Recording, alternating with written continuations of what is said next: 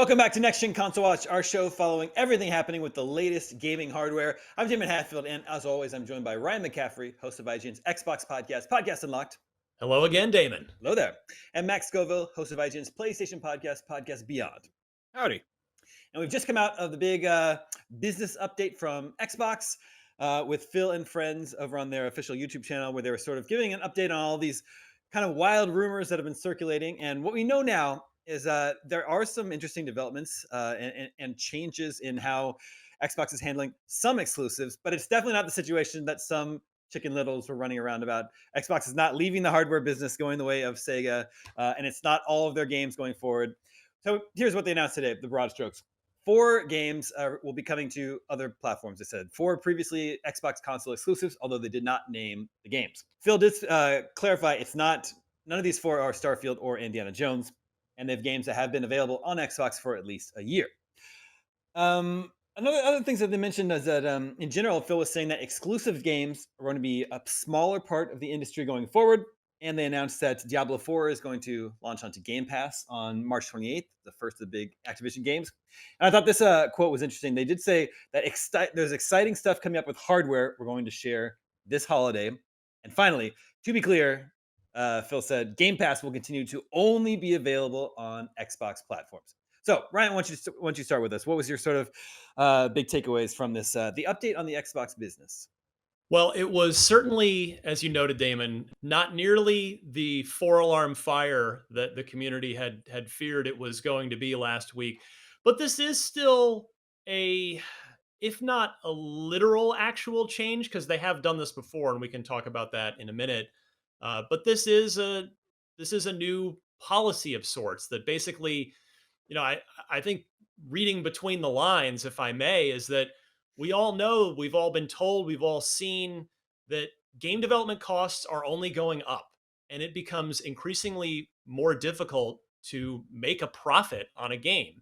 And so the strategy here seems to be, all right, with these older games, these community driven games, once they've been on Xbox for a while, let's get them onto other platforms and see if we can easily get some additional revenue out of them so that this that the Xbox business can continue to stay healthy, and theoretically those games or franchises can either become franchises or continue on as franchises. So the 4 that have been since reported, again, this is not coming from Microsoft, so this isn't 1,000% true, but I think it's pretty much 99% true. We've got Hi-Fi Rush, Sea of Thieves, Grounded, and Pentiment are the 4, which again are all, they've all been around a little bit. They're all games that are still on Game Pass right now, and they're, it's kind of there's really no harm in putting them on other platforms. So yeah, it is a bit of a shift in strategy, and I still think, as I said on last week's show, I still think that Microsoft has an actually damaging messaging problem that has continued to haunt them for years. And today's podcast, you could even kind of sense a little bit of the frustration from Phil right at the start. He was like, well, we were planning a thing where we were going to talk about this, but the internet, blah, blah, blah. And it's just like, well, you know what? If you guys had taken a firmer stance and been more proactive and more, message this from a position of strength rather than defensive weakness, you might not have had to sit down and do this podcast this week. But that's kind of neither here nor there. But yeah, it's definitely not nearly as big of a deal as we all wondered if it was a week ago. Well, how do you feel just as being a longtime Xbox fan in general? Do you feel like you still feel good about supporting the Xbox brand and that Xbox is not sort of letting down its community in some way? I don't think so. Some core Xbox fans may disagree, but my stance, and I have the tweets and the podcast unlocked receipts to back this up. For me, when those first reports came out about Hi-Fi Rush and Sea of Thieves, I straight out said, this doesn't bother me. These are We've had access to these for over a year. They've been on Game Pass, so they've effectively been free. They continue to be that. It doesn't. I'm not losing any sleep at night as an Xbox owner if these things go to other platforms. Where I kind of had started to feel a little differently about that is when the reports that seemingly have been debunked now by Phil on this podcast, when it was going to be the bigger stuff, the Mm. Starfields, the uh, Indiana Indiana Jones. Jones. That's where it was like, okay, now why, now we got to ask some bigger questions, and so that that seems to not be the case, and that's good. So if it is just kind of going to be the smaller games that are from, I think would be fair to call them the back catalog if they're a year older Mhm. or more. I don't really see how that harms people. Now, I've seen a lot of comments, certainly on my Twitter feed, on social media, uh, that are of people upset that, like, okay, that even if they accept everything I just said, they're like, well, what's Sony going to give us in return? And well, that's, you got to talk to Sony about that. And if you still don't want to participate in the Xbox ecosystem because Sony's not reciprocating this, okay. But as you said, Damon, Phil said that he expects as an industry that we're going to see fewer and fewer exclusives.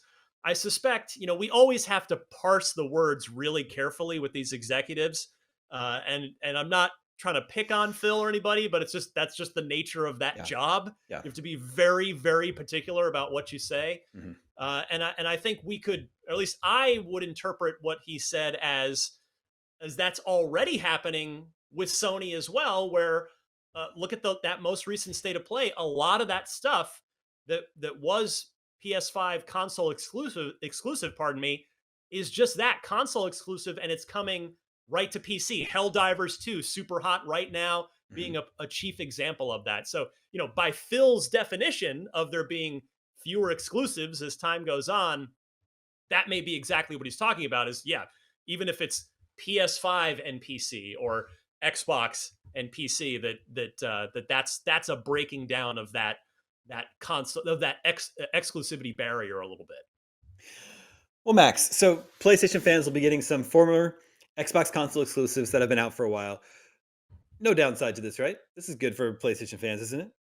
I think so. Also, you're jumping the gun here. He didn't actually say PlayStation. I mean, it's I safe to want you're assume that right. it would be PlayStation, I but wanted to point that out. They talked about Nintendo Switch. I don't believe they ever mentioned PlayStation. yeah, I mean that's the big rivalry right there, as we know because we make a show about it. But no, like it's interesting to see the games that seem heavily rumored, that seem likely, because there's sort of two very different approaches here. If we're looking at Grounded and Sea of Thieves, here are two online games as a service, multiplayer games that completely benefit from more people being there to play them. And presumably, after a year plus out on the out in the open seas or whatever, people have dropped off, or the people who are diehards are sticking with it, and the casual players have wandered off to check out something else. Releasing that on a new platform would absolutely breathe new life into that game and get some more mileage out of it. And we've seen so many kind of just games as a service, live service games just kind of crash and burn because they don't have either a roadmap, or they don't have the player base to be sustainable. Uh, Helldivers is off to a super strong start. It is the strongest PC launch in PlayStation history, which is huge, and it also bodes really well for the future of Sony putting first party stuff on PC as well as PS5. And I mean, if we really want to get down to it, like what operating system do you think those PCs have on them? Do you think it's Windows, Microsoft Windows, maybe? I don't know. Like there's a whole ecosystem here. Like it's all sort of feeding into itself.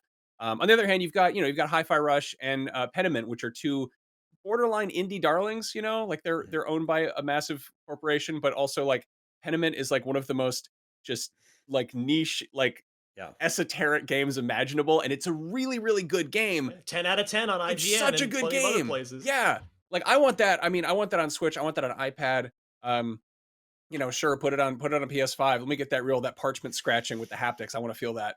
But yeah, I mean, it for those games. I'm guessing they probably didn't sell well if they were on Game Pass and they were Mm. exclusive to Xbox. I'm sure a handful of people bought them, but like that is again that's giving some life into these games. Games are expensive to make. People should buy and play the games. And like Microsoft, I love Game Pass to death. I think it's awesome, but there's no way in hell that like games are recouping their losses just from Game Pass. There's Well, it's I wouldn't be so quick to say that, Max, only because you think about we got an updated number, or at least what I believe is updated, 34 million Game Pass subs. Mhm. When you do the quick math on that, you can afford to make not just the Pentiments of the world, even if nobody actually then buys them, if they're only playing them on the service, it's you can afford to make plenty of games if you're pulling in, you know, sure. let's say an average of $12 a month from 34 million people. That's a lot of cash in the bank to fund Yeah, fair games enough. I both mean, big and small. we don't know the sort of inside of how they, how they track that, the metrics and all that. But like, I'm guessing that selling a video game for $30, the old fashioned way is probably still like Mhm. a more of a known quantity. Like the math on that is a Sure. little bit more straightforward. Um, yeah, as far as like I don't know, Sony reciprocating, like obviously it's Sony. They're kind of they've got the whole sort of walled garden thing going on. They're not really they like proprietary things. They like to keep things kind of in the in the Sony playhouse. I'm Until MLB forces their hand. exactly, yeah. As for things moving forward, it wouldn't surprise me that much. I know it's a bone of contention. It wouldn't surprise me if Disney gave Microsoft a little nudge to put Indiana Jones on multiple platforms because in the same way that that's a big old licensed property, like having to team up Mhm. there. And the only reason we don't have Spider-Man going cross platform is because Sony owns Spider-Man rights too. So it's like it's all kind of Mhm. within that little um, you know, oyster. Well, since Sony is like really, they're so known for their first party exclusive titles, Max, what do you think about the comment that exclusive games are going to be a smaller part of the industry going forward? Yeah, I could definitely see that. Like, PlayStation has the install base, which is great. It's, they're known for the exclusives, but when you look at, there was that leak about Insomniac Spider-Man too, and like how much of a how like massive the budget was for that game and how it still was, struggling to recoup its losses.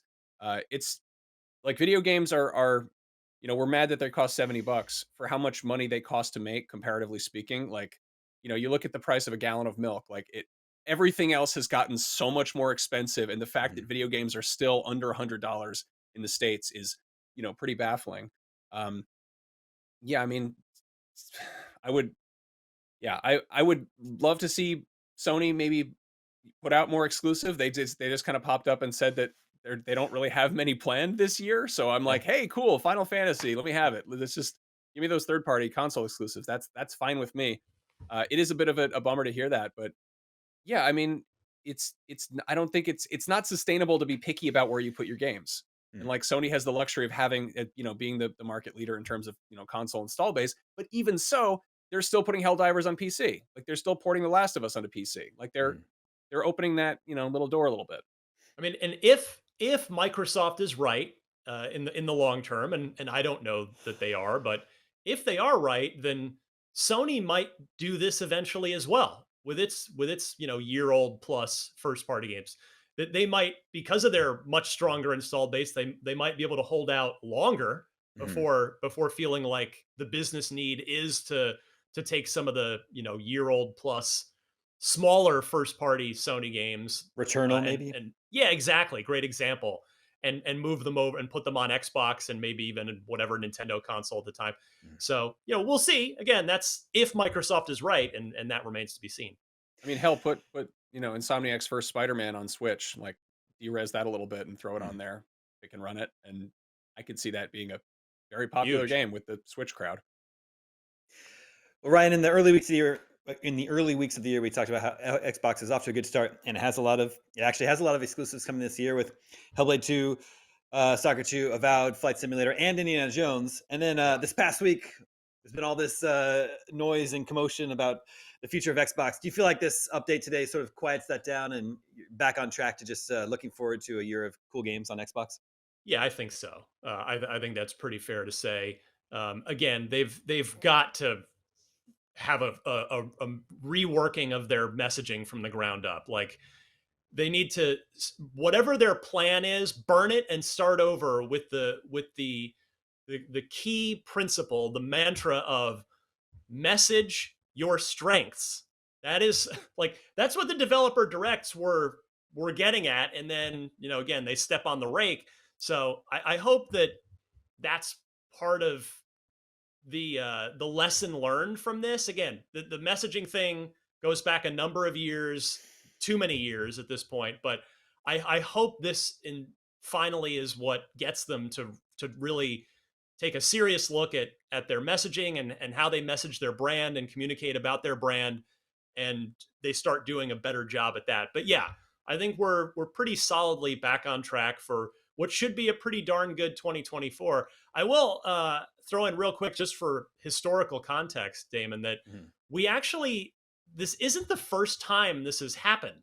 And the internet didn't melt down when this happened previously. And that example was, in fact, with Ori and the Blind Forest, which came out in 2016, March of 2016, as an Xbox console exclusive.